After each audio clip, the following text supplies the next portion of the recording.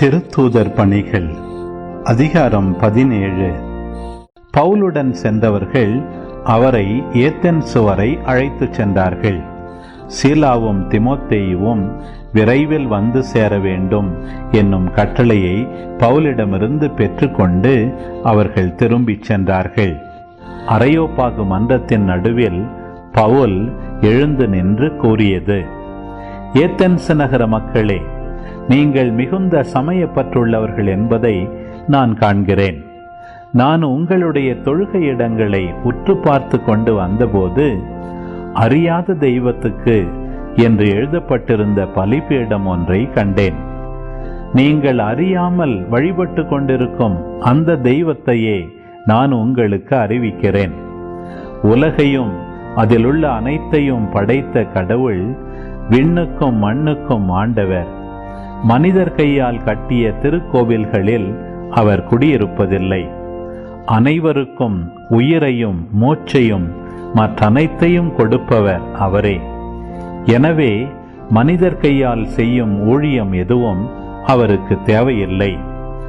ஒரே ஆளிலிருந்து அவர் மக்களினம் அனைத்தையும் படைத்து அவர்களை மண்ணுலகின் மீது குடியிருக்கச் செய்தார்.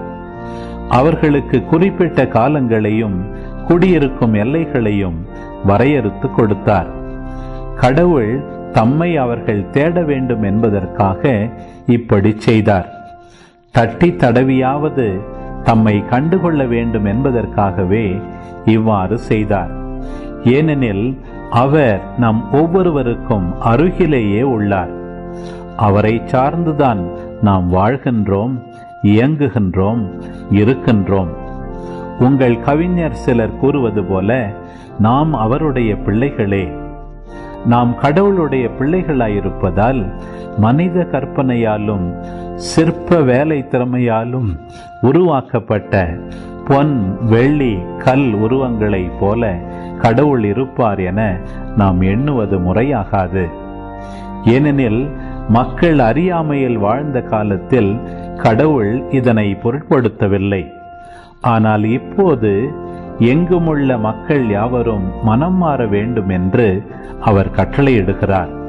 ஏனென்றால் ஒரு நாள் வரும், அப்போது தாம் நியமித்த ஒருவரை கொண்டு அவர் உலகத்துக்கு நேர்மையான தீர்ப்பு அளிப்பார். இறந்த அவரை உயிர்த்தெழச் செய்ததன் வாயிலாக இந்நம்பிக்கை உறுதியானதென எல்லாருக்கும் தெளிவுபடுத்தினார். இறந்தவர் உயிர்த்தெழுதல் என்பது பற்றி கேட்டதும் சிலர் அவரை கிண்டல் செய்தனர்.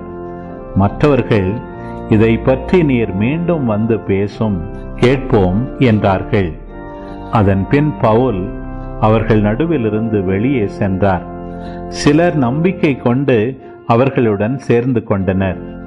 அவர்களுள் அரையோப்பாகு மன்றத்தின் உறுப்பினரான தியோனிசியும் தாமரி என்னும் பெண் ஒருவரும் வேறு சிலரும் அடங்குவர். இவற்றுக்கு பின்பு பவுல் ஏத்தென்சை விட்டு கொரிந்துக்கு போய் சேர்ந்தார்.